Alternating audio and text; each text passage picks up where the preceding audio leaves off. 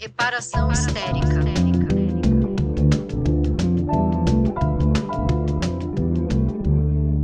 Reparação histérica.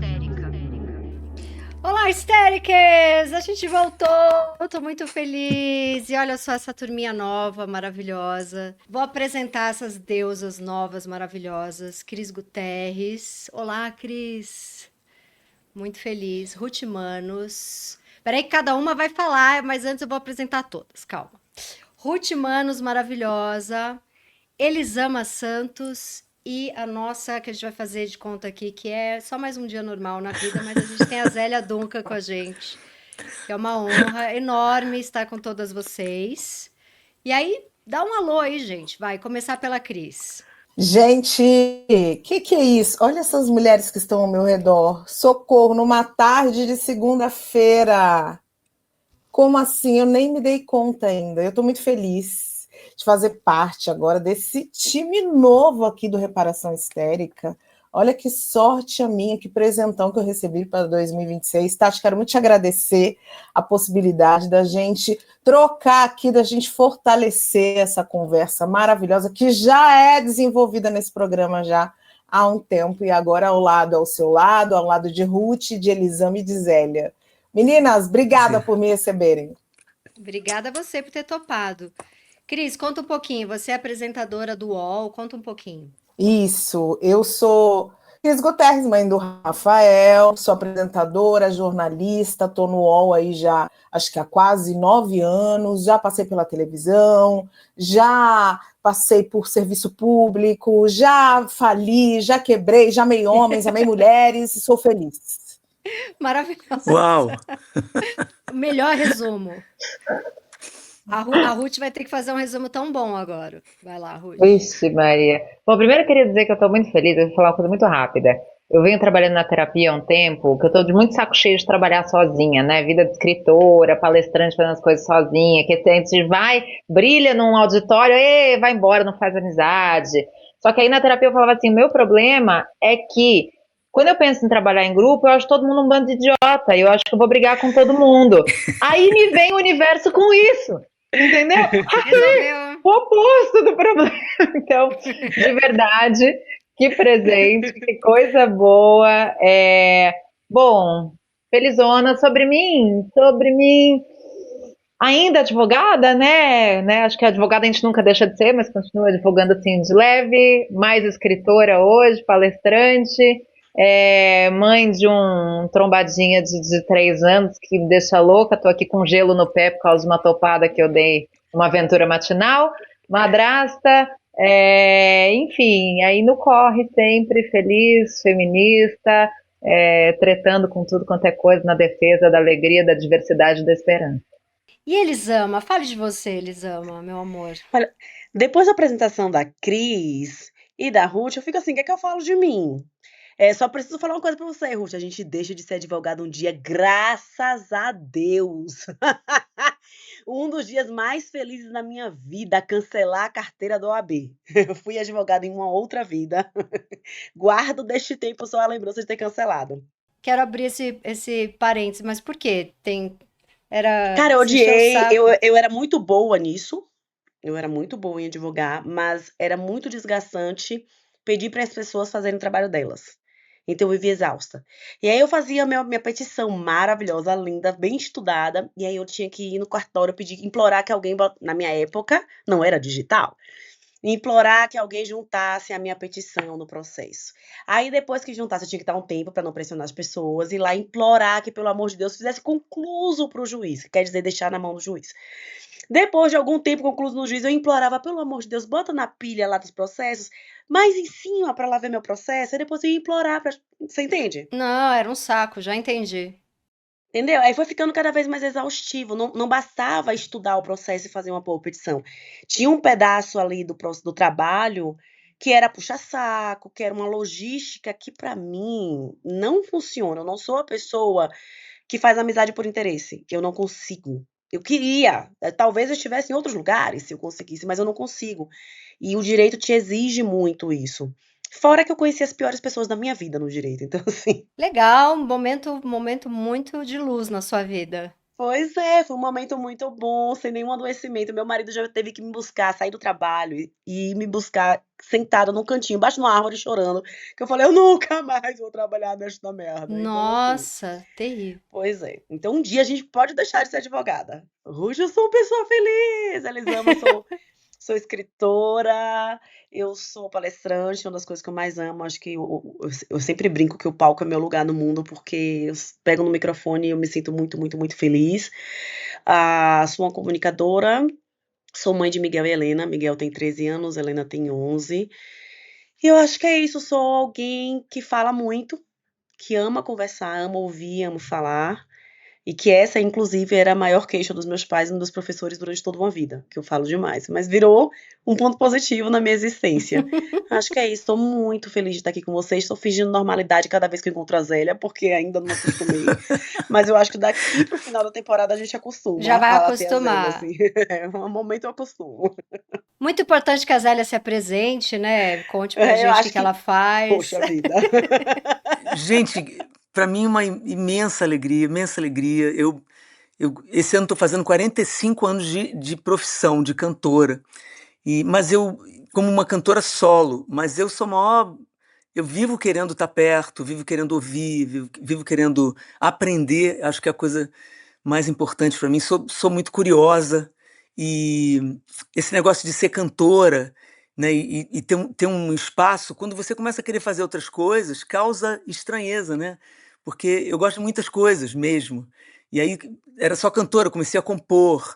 Aí dentro disso comecei a achar os parceiros. Sou altamente promíscua musicalmente falando, eu tenho muitos parceiros e parceiras e adoro cada vez mais isso. Eu aprendo com os parceiros. Tá dizendo que eu joguei basquete quando era adolescente antes de cantar, que era esporte coletivo, né? Eu demorei a virar uma corredora que tem que correr sozinha. Então, a minha tendência é estar perto das pessoas. Eu gosto de ficar no bolo, porque é ali que eu aprendo. E obrigada pelo carinho que vocês estão tendo desde o começo.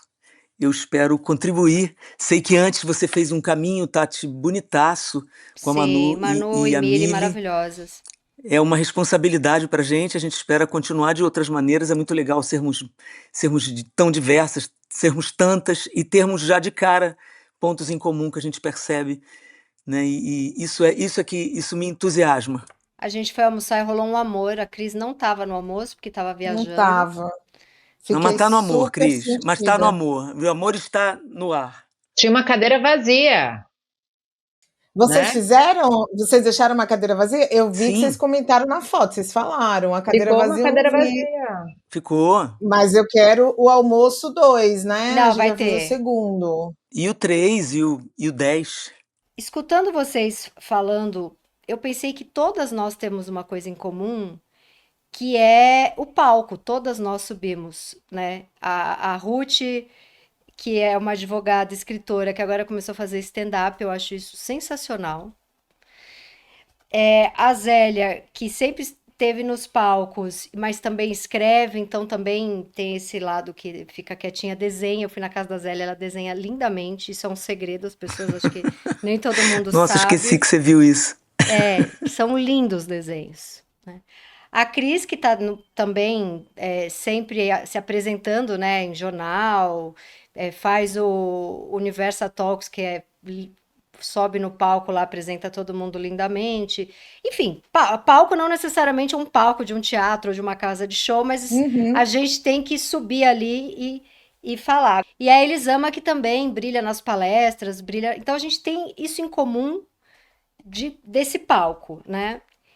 E eu queria ouvir de vocês, primeiro, se foi uma coisa de infância, de adolescência, que vocês sabiam que em algum momento teria esse palco, dificuldades para estar nesse palco. Vou começar com a Ruth, porque eu acho interessantíssimo, advogada, escritora, e de repente virou stand-upper aos 38 anos de idade. O que que esse palco te chamou?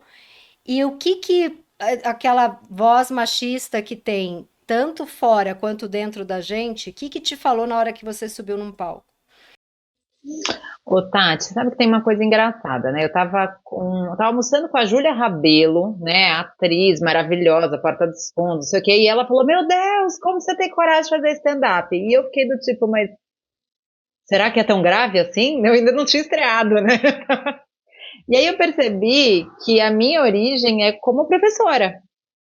E eu sempre brinco com isso. Quem deu aula na Zona Leste de São Paulo, sexta-feira à noite, de Introdução ao Estudo do Direito, na Faculdade de Administração, Sim, e sobreviveu, é muito fácil, né? Você sobreviver a pessoas que estão querendo te ver tomando um drink. pelo menos ali a galera pagou real pra te ver, não foi o pai de Eles alguém que estão pagou. afim, exato, não estão obrigados. Mas eu acho que tem um segundo ponto.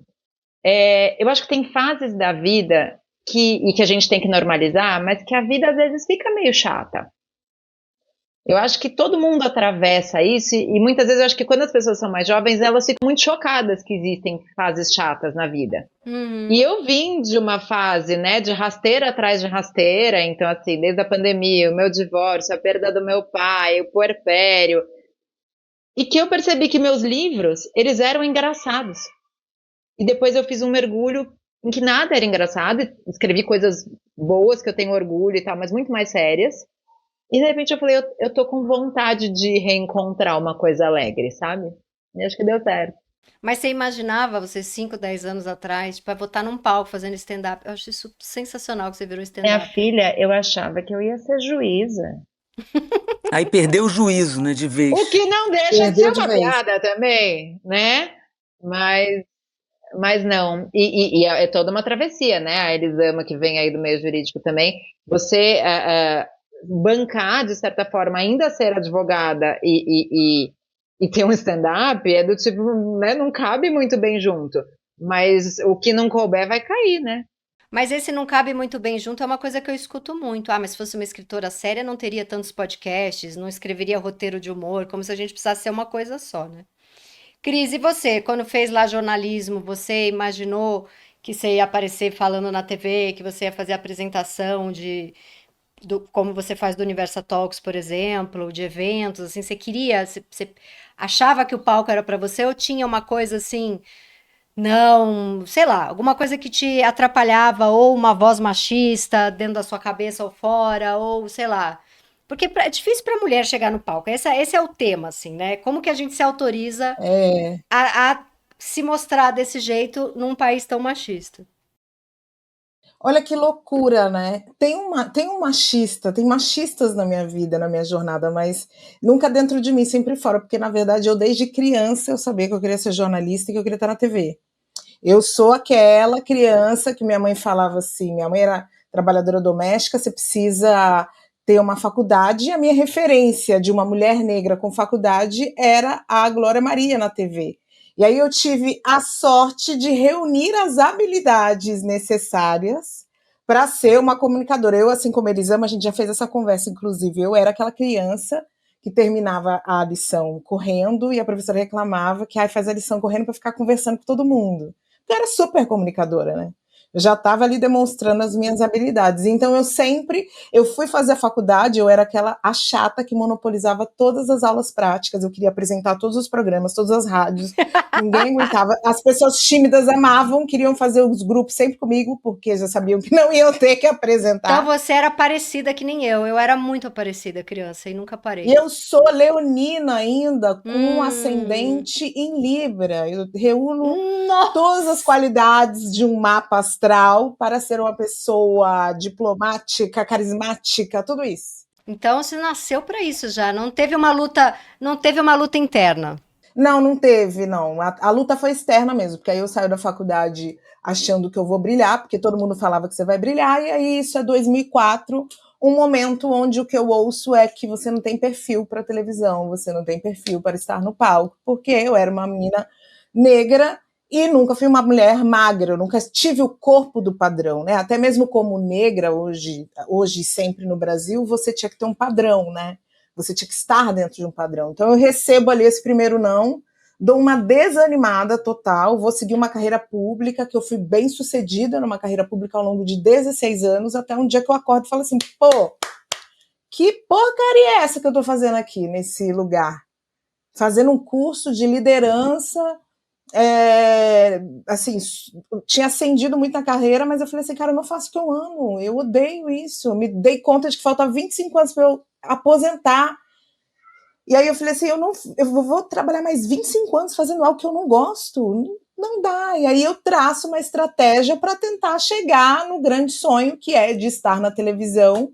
E aí, acho que 4 anos depois que eu começo isso, eu peço exoneração, todo mundo me chamando de louca, você é louca, vai sair, imagina, um serviço público, concursado, com tantos anos, nananã. E aí me torno, depois de um tempo, apresentadora na TV Cultura. Eu consigo chegar nesse lugar aí de tanto sonho, mas foi bem difícil. Aí chego, me sinto super à vontade, Aí chega chegando. e chego chegando.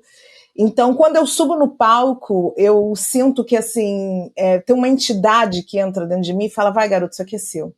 Que É demais. seu, vai que é seu. E eu tô doida, Ruth, para fazer curso de stand-up. Eu adoro, porque brasileiro, principalmente brasileiro, gosta de rir. Então, assim, às vezes eu faço eventos muito corporativos, né? E aí o pessoal gosta muito que eu faço, porque eu faço piada mesmo, tá todo mundo sério, falando da questão econômica, e eu venho com uma piada no meio. E aí quebra um gelo, e aí o pessoal adora e tal. E eu falei assim, cara, eu vou fazer stand-up, porque eu acho que isso vai enriquecer muito o meu trabalho.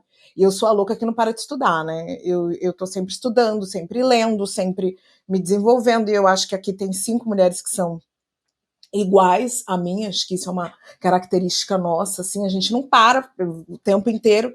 E eu acho que eu vejo assim, uma característica minha que eu admiro muito, eu faço de tudo. Eu topo fazer de tudo, coisas completamente diferentes. Eu já fui de dona de restaurante a essa liderança em serviço público, apresentadora de TV, já participei de reality show. Eu faço de tudo e não serei modesta, faço bem feito. É isso aí, Sou mulher, arrasou. mulher faz Muito bem. E você, Elisama, esse palco aí, você já pressentia? Como que era? Já sabia que era pra Cara, é assim, você? eu sou muito como a Cris falava, mas eu achava que esse palco seria no direito, né? Seriam os tribunais, mas assim, a minha avó falava, essa menina é toda amostrada. Na Bahia fala que é amostrada, ela gosta de se amostrar. E é verdade, eu sempre gostei, fui aquela que queria apresentar todos os trabalhos na escola e depois na faculdade, que os tímidos adoravam fazer grupo comigo, porque não precisava se preocupar, eles iam pra frente apresentar. Mas a vida como palestrante e foi algo que foi vindo, não foi planejado. Eu era advogada, quando meu filho nasceu, parei um tempo para ficar com ele, e aí eu não consegui mais voltar a advogar, porque eu pensei: "Isso aqui é uma loucura e eu não quero viver disso". Tive o apoio do meu marido, que à época bancou as contas da casa para eu conseguir fazer isso, e eu escrevi um livro e criei uma página na internet para fazer um financiamento coletivo, depois do nascimento da minha segunda filha. E a coisa foi crescendo e as pessoas foram gostando de me ouvir falar, e eu no início falava somente sobre maternidade, sobre filhos, depois eu comecei a estudar cada vez mais psicanálise e o comportamento humano, porque sempre foi meu hiperfoco. E aí eu fui para o palco a primeira vez, e eu me lembro a minha primeira palestra, que foi porque o meu marido ficou desempregado, eu tinha muita gente na internet, falei: "Cara, isso aqui tem que dar algum dinheiro, vou tentar organizar uma palestra". E quando acabou, eu lembro que a minha irmã me ligou e falou: "E aí, como foi?". Falei: "Então, quero fazer isso para o resto da vida. Como vai ser? Não sei. Eu sei que eu Porque vou você fazer isso para o subiu resto no da palco e vida". sentiu um negócio maravilhoso, foi isso? É, um negócio diferente, assim, falar: "Como isso aqui vai ser para o resto da vida". Eu acho que eu não tenho tanta dificuldade de me ver como alguém capaz de fazer isso, mas eu tive muito problema com valorizar o meu trabalho. Por ser algo que eu gosto tanto, que é tão fluido, eu pensava: como assim eu vou cobrar e vou cobrar tanto? Não, é fácil, é tranquilo, tá tudo bem". Até que eu comecei a chegar mais cedo nos eventos, e eu comecei a ver muito homem no palco. E aí eu entendi por que que eu merecia receber o que eu recebo. Demorou, sabe, eu precisei comparar, porque eu estava em paz no palco, mas eu não ficava em paz com o que eu recebia. Eu achava que era muito, eu ficava pensando: "Meu Deus, o que é que eu tenho que entregar para me pagarem um cachê desse tanto?". Até que eu comecei a ver homens palestrando, e não que eles sejam todos ruins, mas meus amores, enfim, as mulheres são infinitamente melhores, as mulheres que vêm em palcos. E aí eu comecei a entender o meu valor dentro do mercado. Eu precisei dessa comparação, sabe, eu precisei sentar e olhar para outras pessoas apresentando para outros homens num palco e pensar, caramba, eu realmente faço um trabalho que é diferente, que é bacana, que, como diz aqui a Cris, não vou ter falsa modéstia, que é muito bem feito. Mas demorou, eu demorei um tempo para ficar em paz e eu não posso dizer que estou completamente em paz com isso. Cada vez que dá uma virada no cachê, dá uma tremelicada, que eu falo, não, não, não, não, não, peraí, não, não precisa aumentar o cachê agora. Se a gente tivesse a autoestima do homem branco, a gente tava fazendo pior e Achando cobrando pouco, achando mais. pouco. Achando pouco e fazendo pior. É. Pois é, gente, podia vender na farmácia. Podia, eu acho que era um negócio que a gente podia chegar ali e comprar uma dose de vez em quando, porque eu sinto que eu conquistei a autoestima até um determinado ponto. Então, assim, me acostumei com essa vida aqui. Quando a vida vai lá e me chama para um degrau a mais, eu falo, peraí, mas será que eu tô pronta? Será que agora? Será que eu vou conseguir entregar isso? Então, tem uma conquista que ela é constante, sabe? Ela parece que não vai parar nunca. E você, Zélia, como foi começar no começo, quando você começou a subir no palco? Eu comecei a cantar profissionalmente com 16 anos, né? E a primeira vez que quer dizer, eu comecei a sonhar em cantar com uns 14, quando minha mãe conseguiu me dar um violão e aquelas coisas, né? E eu com Marcelo Sabac, que é um ator e roteirista, hoje um cara bacanudo, a gente era muito amigo e ele cantava também, canta. E aí mandamos uma fita cassete para a Sala Funarte de Brasília e ganhamos aquela série. E o prêmio era fazer um show com músicos profissionais. Então, vou contar rapidamente para vocês que esse primeiro dia eu entro no palco, quer dizer, o camarim era atrás, um palco redondinho assim, uma sala que hoje se chama Sala Cássia Eller, lá em Brasília, né? Aliás, eu conheci Cássia em Brasília, né? E aí o camarim era atrás, na altura do palco atrás. Todo mundo saiu porque ia começar o show.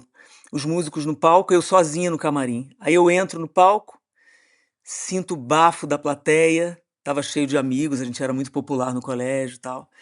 Sinto o vento da plateia e volto pro camarim. Quer dizer, eu de cara fiquei só apavorado, assim. Volto pro camarim com respiração curta, tudo em silêncio, me esperando. Pô, hoje eu tenho 61, eu tinha ao contrário dessa idade, eu tinha 16. Eu era muito criança, gente, com 16 a gente é criança. Eu era virgem, em todos os sentidos, né? Aí quando eu volto, a impressão que eu tenho, aliás, eu conto isso no meu livro, essa passagem, eu tenho a sensação de que eu não saí nunca mais. E o palco, sem misticismo, que eu evito muito isso em relação à minha profissão, que eu acho que já é muito. A nossa profissão parece sempre meio mágica, eu acho que isso não é bom. Então, é o lugar que eu realmente me sinto melhor, assim. O antes, eu digo, pô, a gente trabalha 23 horas para cantar por 1 hora, e mesmo assim a gente sai feliz, claro, muitas ocasiões diferentes, nem toda ocasião está propícia, nem toda plateia é aquela, mas eu tenho vivido coisas lindas sendo artista e podendo cantar e dividir com meus colegas. Aquele dia virou uma letra de música que se chama Primeiro Susto. Vou falar rapidamente para vocês, porque tem a ver com o que vocês estão dizendo aqui sobre entrar, não entrar. Diz assim: o primeiro impulso, o primeiro susto, primeira luz nos olhos, primeiros olhos em mim, aquela sede por uma só gota no sertão da minha boca, o primeiro breu, blackout que me acendeu por dentro, primeiro vento, primeiro alento que me acalmou a pele, primeira neve, primeiro não que me arde, dizendo que sim mais tarde, primeiro impasse, mas nem que me matassem, eu voltava para casa sem nada. Nossa, lindíssimo. Muito Virou uma lindo. música com a minha parceira Lucina, que é uma mulher muito importante na minha vida, uma artista sensacional. Muito lindo, muito lindo. Nossa. Meio isso, é um susto, né? Mas é um susto que Susto bom. aterra. É um susto que aterra ao mesmo tempo, né? É isso aí. Não, eu tava pensando aqui que essa fala da Zélia já é pauta para terapia, porque eu abri uma gaveta aqui de entender, né, que momento foi esse. Acho que a pergunta da Tati vem assim, que momento foi esse, né, que você entendeu que era isso, que era o palco. E me veio muito claro quando eu tinha 21 anos, quando um amigo que era professor numa faculdade na Zona Leste falou: cara, você consegue me substituir? E eu tava no último ano da faculdade, e eu falei: Bom, já tive essa matéria, eu sei essa matéria, né? E eu sempre gostei. A única coisa que eu sabia é que eu queria dar aula. E eu fui, né? Então fui para ganhar nada na Zona Leste à noite. Cara, quando eu saio daquela sala de aula, eu falei, é isso. Feliz da É isso, vida. a minha vida é isso. Então, acho que, né, o professor vive num palco. Então, acho que também tem muitas formas da gente descobrir, né? Por isso que eu trouxe o tema palco, porque palco não necessariamente é o teatro, ou para quem canta, ou para quem dá palestra, mas essa dificuldade num Exposição, país né? é a exposição, o professor, o médico, o advogado, e essa dificuldade para a mulher, né, num país tão machista como o Brasil, de se autorizar a estar nesse lugar, né? Mesmo, sei lá, uma sessão de análise, você tá só com uma pessoa, mas você é palco para as dores daquela pessoa, né? Ou mesmo quando você se torna mãe, fica todo mundo ali, o que que ela vai fazer de errado? Você tem que se autorizar como mãe, você tem que subir no palco e falar, é o meu filho, e expulsar a plateia, porque quantidade de gente que vem se meter, que você não tá sabendo ser mãe. Enfim, esse lugar de você se autorizar a ter uma luz na sua cara, né? Eu acho que ele é talvez mais difícil para a mulher do que para o homem, porque o homem nasce, parece que todo mundo já olha para aquele nenê e já tá no palco. É o menininho perfeito, é o filho perfeito, é o cara que vai dar a palestra e não sofre tanto para cobrar, fala lá as groselhas dele, né? E aí acho que agora uma outra coisa que eu queria perguntar para vocês é autorizou a subir no palco. E aí a Elisama fala dessa dificuldade de começar a cobrar bem, né? Todas vocês passaram por isso? De, nossa, o que eu fiz de trabalho de graça? Porque ainda não tá na hora de cobrar, porque eu preciso conhecer as pessoas, porque eu preciso ser aceita não sei onde. E, nossa, eu fiz muita coisa de graça. Hoje em dia, falo, ah, mas você não acha que tá cobrando muito caro? Eu falo, eu tenho quase 50 anos de idade. Eu fiz muito tempo barato ou de graça, ou sei lá, ajudei alguém e nem consegui divulgar direito o que eu estava fazendo, né? Meio ghostwriter, a gente passa por várias coisas. E como é que foi isso para vocês? Esse momento em que vocês falam, cara, acho que eu sou foda, acho que vou topar, vou escolher melhor, vou cobrar direito. Ou vocês ainda se sentem um pouco com essa dificuldade? Vamos começar com a Cris. Gente, eu não tenho menor dificuldade de bancar meu preço. Eu também cobro caro, viu? É isso aí. Mas eu tive muita dificuldade, por exemplo, para entender quanto pagavam.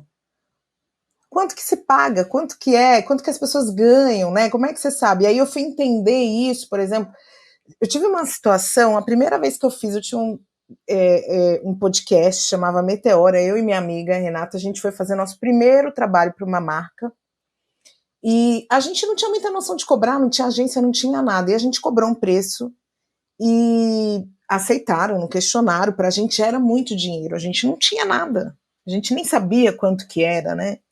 E aí, no dia que a gente chegou no trabalho, quando a gente viu a estrutura para a gravação e nós éramos as estrelas, a gente teve tanta raiva de quem nos contratou, porque a gente viu que a pessoa foi muito maldosa com a gente, que deixou que a gente fosse ignorante e não cobrasse o valor justo por aquele trabalho, porque tinha um investimento absurdo numa estrutura ali física, para que nós duas reinássemos, e a gente estava ganhando um valor assim que a gente olhou e falou, cara, o que a gente fez?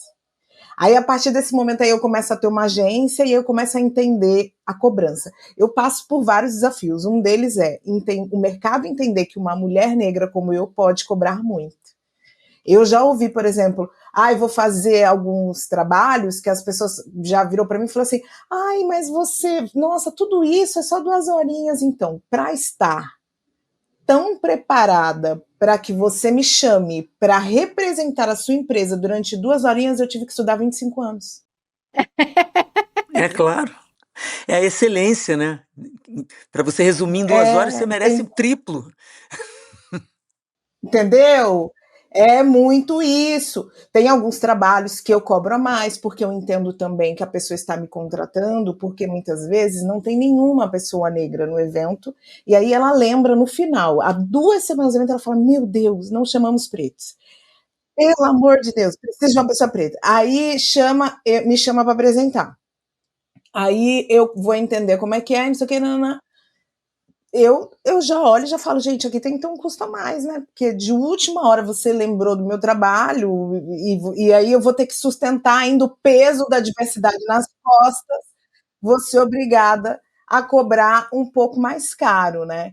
E eu tenho uma coisa, assim, meninas, que eu gosto muito de falar de dinheiro com as mulheres. Eu pergunto para homens também, eu não tenho vergonha de perguntar quanto você cobrou, quanto você cobra, quanto você pagou, quanto custa o seu serviço, até para eu poder entender o meu. E a gente precisa conversar, porque às vezes a gente está no mesmo job e cada um ganhando valores diferentes.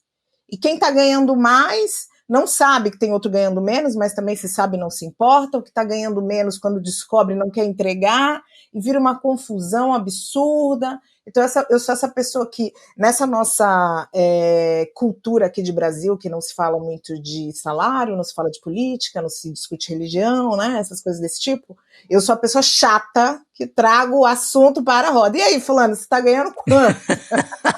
Gente, eu sou igualzinha. Eu percebo muitas vezes as pessoas mentindo nos valores dos jobs. Assim, essa carreira que nos une aqui todas, que está aqui nesse lado mais artístico, tem uma coisa de ego que é gigantesca, né? Então, assim, recentemente eu estava conversando com a minha empresária, a gente falava de uma pessoa que ela começou contando pra gente que tinha ganhado, sei lá, 5, no final do dia de gravação já estava ganhando 30. Então, assim, nem ela lembrava como ela estava falando pra gente, coisa que ela tinha falado, O passe sabe? foi aumentando, né? Ninguém Foi sabia bem por quê. Ninguém entendeu como, por quê, que negociação foi essa. Outros trabalhos aí, principalmente homens, né? Sempre eles, que me falaram, ganhei tanto. Aí quando eu chego pra ela, eu falo, ele falou que tá ganhando tanto. Ela, mentira, acabei de descobrir quanto é que ele ganhou, não foi isso não. Porque tem um inflar também, né?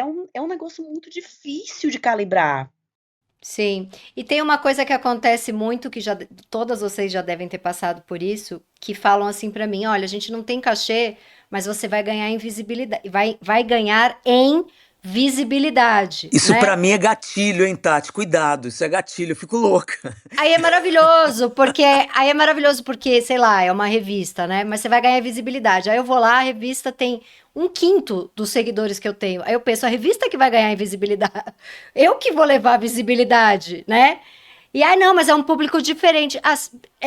Outra coisa, várias empresas de mídia não falam. Isso eu boto em contrato. Quando alguém me contrata para qualquer coisa, eu falo, eu preciso saber a audiência do que eu tô fazendo. Porque é a partir disso que você pode cobrar. Então, eu sei. Não vou agora abrir o nome das empresas, mas eu tenho negociação em empresa que não abre audiência para saber como que eu tô indo.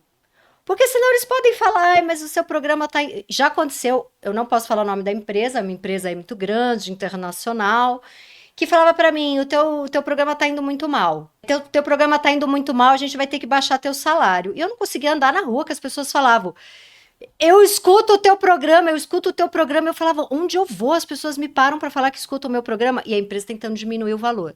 Diminuir o valor. Aí eu botei advogado pra saber a audiência do programa. Não, a empresa não abre. Depois, muito depois, eu fui saber que tinha uma audiência gigantesca, mas é para negociar o salário para baixo, o teu pagamento para baixo. Então, esse papo de visibilidade. E outra coisa, eu sou muito assim, de perguntar quanto ganha. Às vezes eu tô em reunião, eu falo, aí fica aquele papo todo de vai ser ótimo, vai ser lindo, você vai conhecer tanta gente, vai ser ótimo para você. E eu fico, mas quanto paga? Quanto paga? Que é uma coisa que a minha mãe me ensinou. Porque eu venho da Zona Leste de São Paulo. E eu, quando comecei a trabalhar em agência de propaganda, eu era muito enrolada com isso. Eu era estagiária, eu não ganhava nada. E eu ganhava prêmio, eu ganhava viagem para Cannes, porque fiz lá um negócio que ganhou prêmio. E eu chegava em casa, mãe, eu fiquei entre os 10 Younger Creative do Brasil. Minha mãe falava, e salário? Porque esse povo só fica te dando prêmio e elogio E, gente, a gente não é de família com grana. Aí eu lembro da minha mãe falando pra mim: quem acha feio falar de dinheiro é quem já tem. Exatamente. Aí a pessoa não acha elegante. Respeito. Você precisa perguntar o tempo inteiro. Porque a gente não tem o dinheiro. Dane-se a elegância. Aí eu virei. Eu lembro que eu. Quando eu li A Boba da Corte, eu te falei isso, né? Eu falei, Tati, eu liguei pra Tati, eu mandei mensagem pra ela, eu estou chorando horrores, porque me pegou exatamente esse lugar de, nossa, mas estamos fazendo pelo amor à arte. Amor à arte pra só quem é Quem pode milionário. não ser mercenário e não pensar em dinheiro, gente, é quem já nasceu com isso garantido. Eu preciso Exatamente. pagar as minhas Lógico. contas, então sim, vou perguntar quanto você vai me pagar. Não quero saber somente qual que é o impacto positivo da nossa ação. Eu quero mais, eu quero impacto positivo e grana. Eu tive que tratar em análise isso, como falar de dinheiro, sabe? Você ficava travada? Desde a primeira vez que eu tive um empresário, eu já cantava há muito tempo, né? Eu cantei muitos anos sem ninguém me ver, lógico. A gente tem que trabalhar, isso é normal para aparecer, né? Não tem nenhum problema, assim, ninguém me viu cantar e quis me levar para o centro do mundo, não. Me viram cantar, ok, e aí eu fui fazendo o meu caminho e tal, e aprendendo esse negócio de grana, que é muito difícil lidar, desde a coisa, o dono da casa noturna, eu cantei muito à noite, sabe? Então, e tratar desse cachezinho, você se sentir. E o artista, né? É fácil, para todo mundo é fácil se sentir diminuído, né? O artista, então, que não é conhecido, parece que tem que pedir perdão porque não é conhecido, né? Senão, o que você faz? Eu canto. Não, eu digo assim, o que você faz para viver? Não, eu canto. Não, eu estou dizendo profissional. Eu canto. Me desculpa, você não me conhece, né? Desculpa por você não me conhecer, mas o que eu faço é isso. Ah, se você não é conhecido, então você não é tão boa, Não é tão né? bom. Uhum. Ainda tem isso, né? Então, são muitas coisas, até chegar no momento de falar de dinheiro, falar de dinheiro com a minha primeira empresária era dificílimo para mim, dificílimo, tanto que a gente passou a primeira fase toda com eu pagando, no sentido dela pegar a parte dela, que era maior do que, na verdade, o que era operado todo dia. Né? Porque eu tinha experiência já em cantar, porque eu comecei a cantar com 16, eu estourei com 30, né? Então, eu tinha experiência de trabalhar, mas eu não tinha de ganhar. Eu não sabia o que era ter dinheiro, sobrar um pouco para fazer não sei o quê, comprar um carro zero, aquelas coisas. Que maravilhoso isso, né? Você tinha experiência, essa diferença que você fez aí, que a maioria de nós tem, a gente não consegue fazer essa diferença. A gente tem experiência de trabalhar, não tem a de ganhar. Não tem de ganhar, Elisama. Não tem, e a gente fica culpado com quem ainda não está no lugar que a gente está, que é um lugar tão volátil, né? A gente está aqui, daqui a um Sim. ano, não sei, a gente não sabe de nada, né?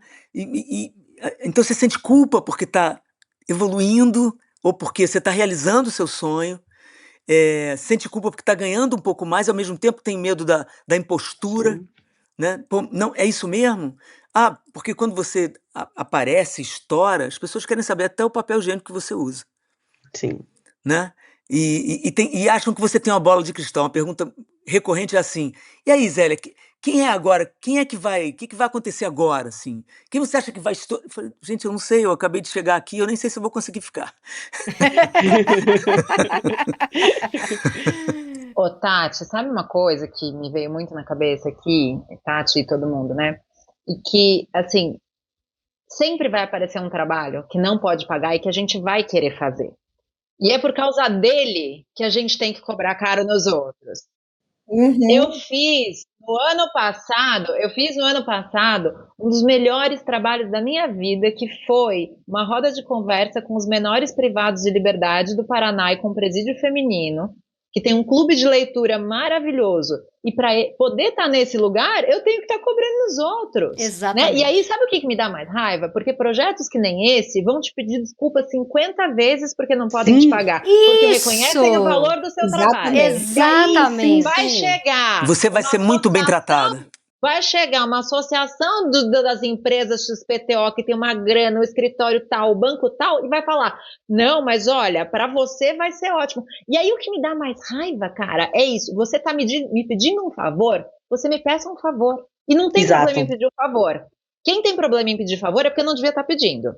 Né? Então, assim, a empresa que está constrangida de te pedir um favor é porque não devia estar pedindo, não tinha dinheiro para para te pagar. Então, assim, não venha me dizer que vai ser bom para mim, que é a visibilidade, que é a grande oportunidade, fingindo que você está me dando uma coisa quando você está me pedindo alguma coisa, né? Então, assim, sou muito feliz trabalhando de graça para aquilo que faz sentido para mim e para quem merece. E é exatamente por isso que a gente cobra caro em outros lugares. Eu fico impressionada porque tem feira de literatura que é no interior de não sei onde, a cidadezinha, eles dão um jeito de me pagar a passagem, o hotel, cachê. Eles te querem, né? Eles me tratam bem, me levam pra comer, eu conheço as pessoas É que bolinho. É a galera que produziu o evento, almoça comigo e manda mensagem, coisa mais linda. E aí tem uns arrombados que assim, tipo um publicitário de Porto Alegre, isso tem uns 5, 6 anos essa história. De uma agência milionária que tem os maiores clientes, tal, o cara diretor de criação de uma agência em Porto Alegre me manda uma mensagem no Instagram.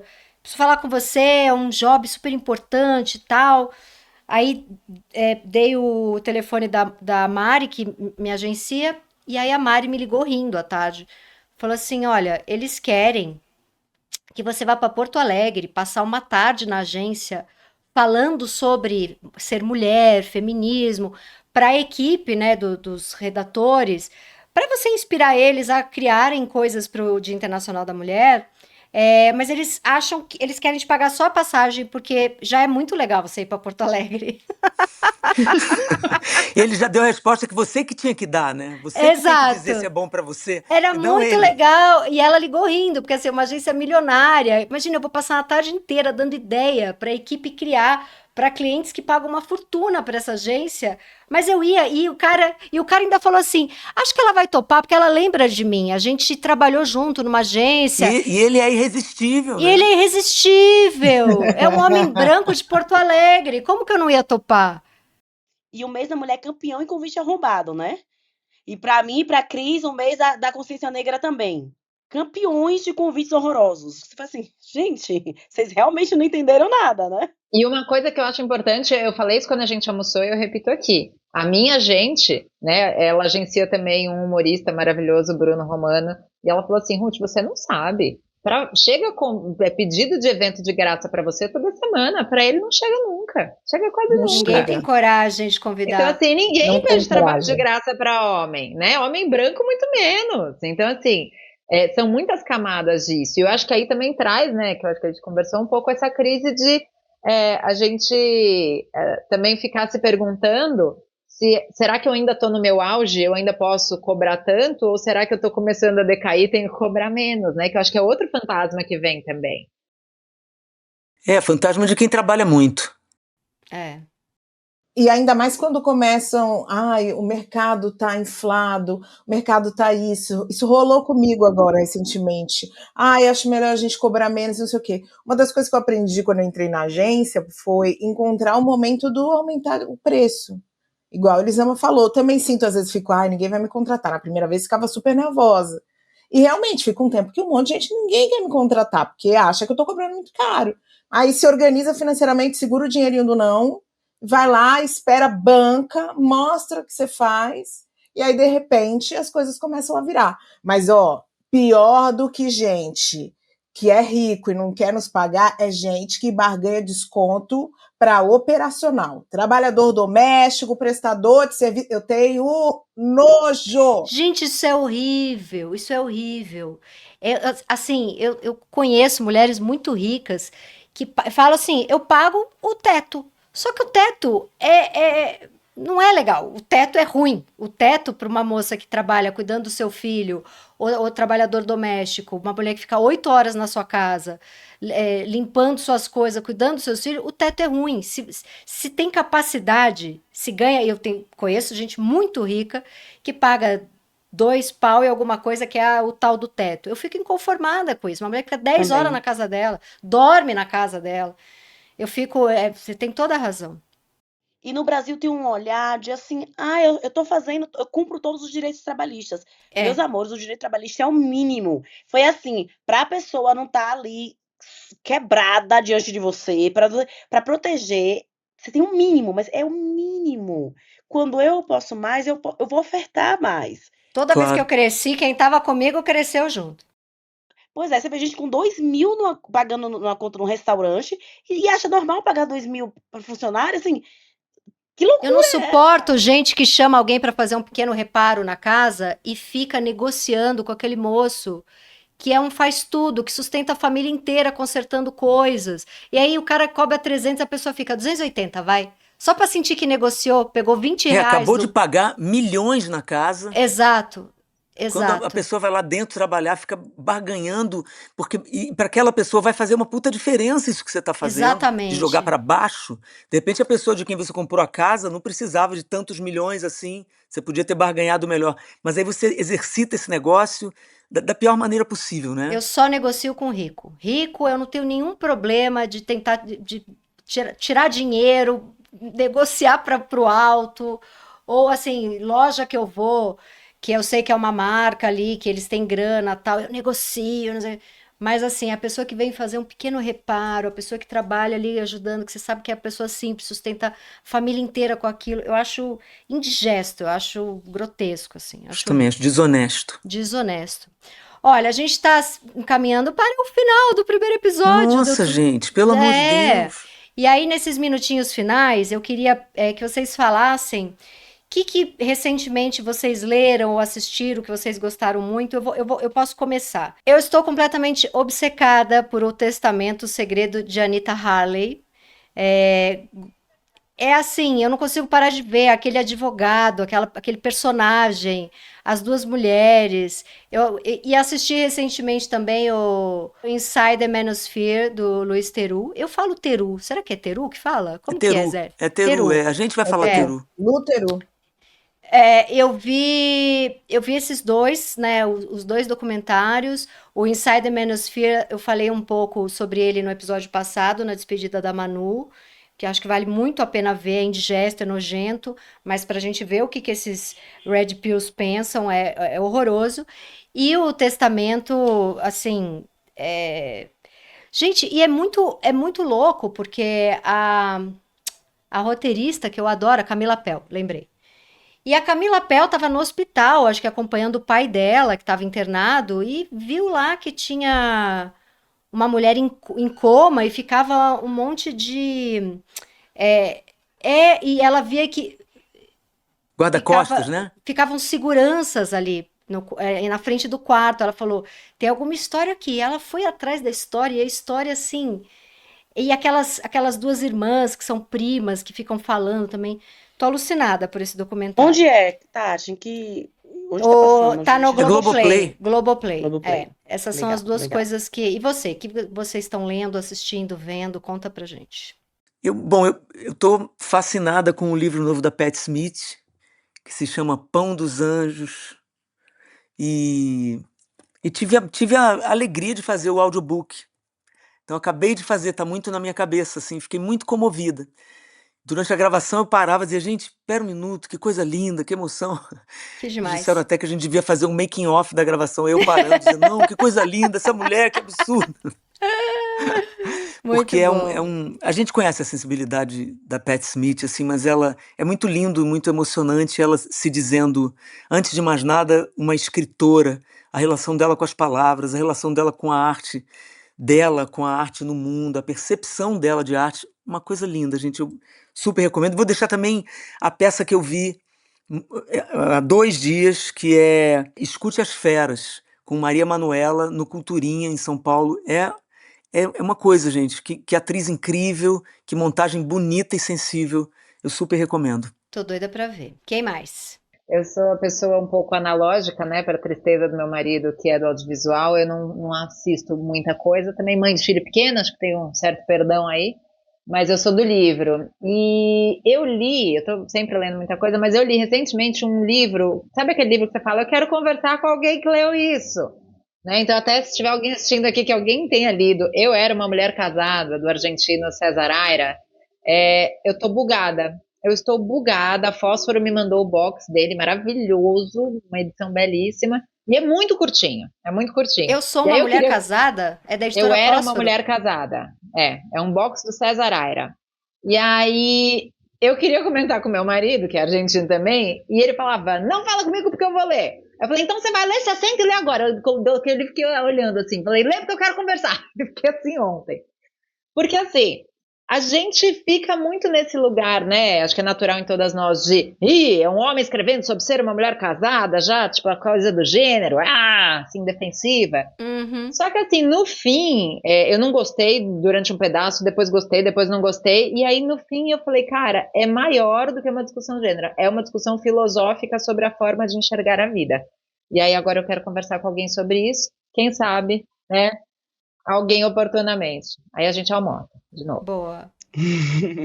Eu acabei de ler As Primas. Eu não lembro o nome da autora. E eu achei fantástico. É um livro difícil, indigesto, é um livro que fala de abuso. Mas é um livro em que uma família, que a personagem principal vive numa família absurdamente violenta e disfuncional. E ela consegue seguir a vida. Aurora Aurora Venturini? Venturini. Isso. As Primas. Eu achei fantástico. Fantástico, assim. Duro, não é todo mundo que consegue ler, mas muito bom. Gente, eu leio um monte de coisa ao mesmo tempo, várias coisas. Também. Então, Também. eu escolhi uma para trazer aqui para vocês, que eu tô apaixonada, que é o James, que é um livro do Percival Everett. Esse livro é sensacional, porque, na verdade, o Everett, que é o escritor, ele é apaixonado pelo Mark Twain, e o livro, acho que é assim que fala. O livro favorito dele é As Aventuras de Huckleberry Finn, que é um livro que conta a história ali nos Estados Unidos, ali no final do período da escravidão. São as aventuras de um garoto branco, e ele tem ali a companhia de um escravizado junto com ele. E o Everett decide reescrever o clássico, a história, a partir da ótica do escravizado. Então, é muito... Uau, que ele traz interessante. coisas incríveis, como, por exemplo, essa pessoa escravizada, o James, ele é extremamente inteligente, só que ele finge que ele não é inteligente, ele sabe ler, ele finge para que ele se mantenha vivo. E aí ele vai assim refazendo. Tem uma coisa muito linda, que a maneira como o escritor quis retratar como ele fala quando ele está diante das pessoas que o escravizam, e como ele fala quando ele está, por exemplo, ensinando crianças negras, quando ele está conversando com pessoas que ele se sente à vontade. E aí me lembra muito a Lélia Gonzalez, que falava muito do português, que não é que a gente fala errado, mas é porque tem uma pronúncia que é diferente, tem algo que faz parte da nossa comunidade e coisa e tal. Então eu estou muito apaixonada por James. Esse foi o livro que eu escolhi trazer essa semana. E também estou no Inside the Machosphere. Também estou... acabei de assistir ontem. Eu acho que assim, o que mais me surpreende é porque a maioria ali dos entrevistados do Louis tem 20 e poucos anos. Eu tenho um filho homem de 20 e poucos anos, né?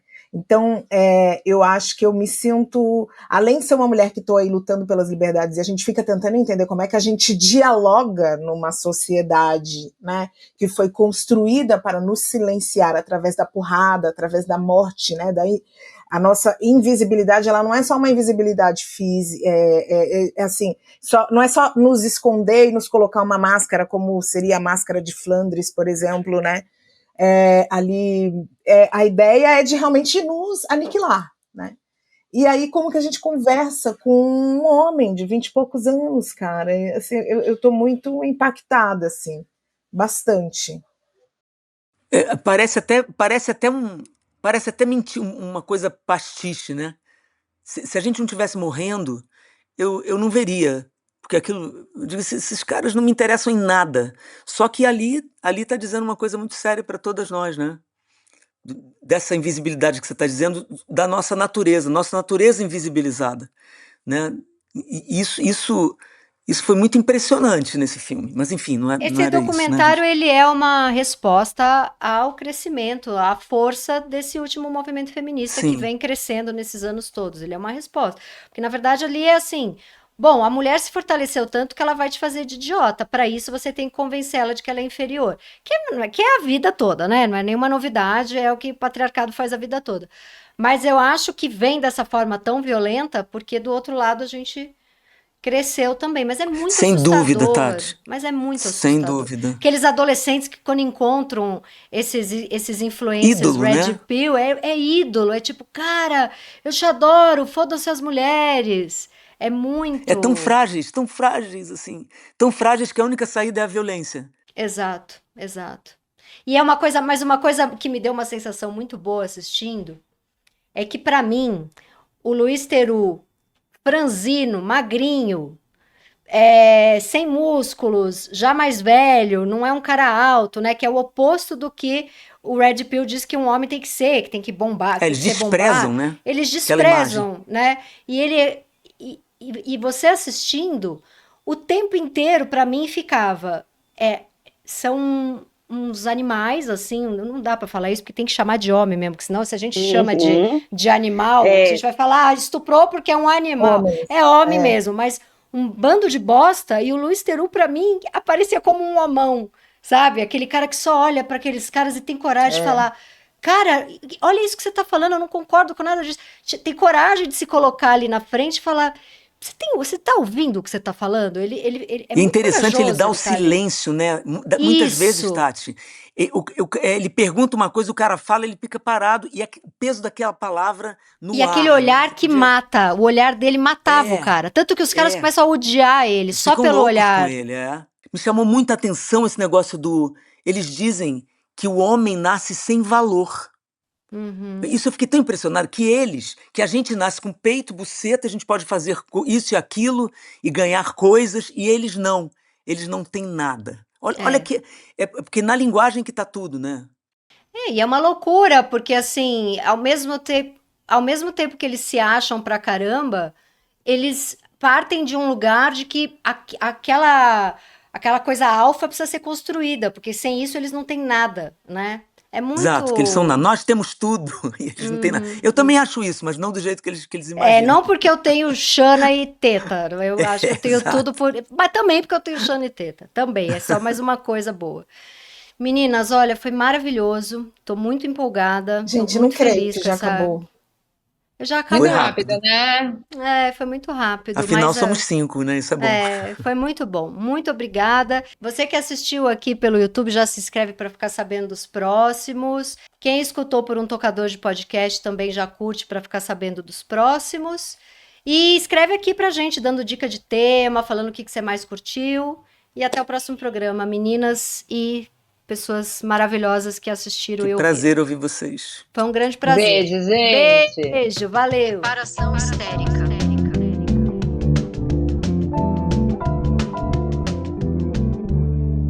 Reparação histérica.